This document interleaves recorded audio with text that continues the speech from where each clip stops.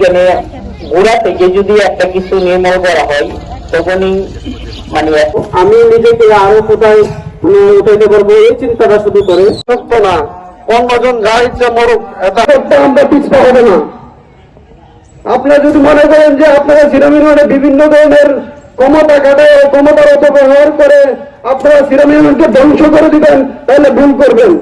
আমরা আপনাদেরকেই ধ্বংস করে দেবো সিরাম ইউনিয়নটাকে। পড়াশোনা করে আপনার সন্তান যেন অপরাধ থেকে মুক্ত থাকে, আপনার সন্তান যেন মাদকের সাথে না জড়ায়। মানে অনেক মানুষ আছে যে সমাজে সে বিরাট টাকাওয়ালা, সে অনেক সম্পদের মালিক, কিন্তু সে চায় আপনার সন্তানটা খারাপ হোক, সে চায় আপনার সন্তানটা পড়াশোনা না করুক, সে চায় আপনার সন্তানটা তার মানে অন্যায় অসৎ বিভিন্ন কাজে সহযোগী হোক। আমরা এটা চাই না।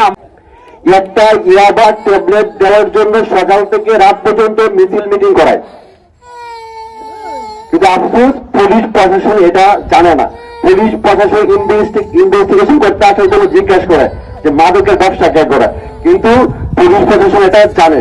আমি আমাদের স্থানীয় সাংবাদিক ভাইদের মাধ্যমে জানাতে চাচ্ছি, প্রশাসন যেন আরো কঠোর হয়, প্রশাসন যেন এই সিরাম ইউনিয়নকে মাদকের তরুণ গাছ থেকে রক্ষা করতে পারে।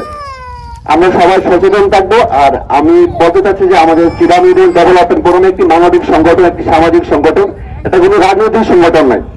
পত্রিকায় আসে মাঝে মাঝে যে অনেক পিতা তার সন্তানকে নিজ হাতে ধরিয়ে থানায় দিয়ে দিচ্ছে মাদকের কারণে বা অন্যায়ের কারণে। এই অপরাধ আস্তে আস্তে দূরীকরণ করতে পারবো যদি আমরা একটু সচেতন হই। সর্বোপরি আমি এই সিরাম ইউনিয়ন ডেভেলপমেন্ট ফোরামে যারা আজকে এই শীত বস্ত্র বিতরণে অর্থ দিয়ে সহযোগিতা করেছেন তাদেরকে আমার পক্ষ থেকে, এবং যারা এই উদ্যোগ অংশগ্রহণ করছে, এই যে চেয়ারগুলি আপনারা দেখতে পাচ্ছেন, যারা আমার অনেকেই ছাত্র।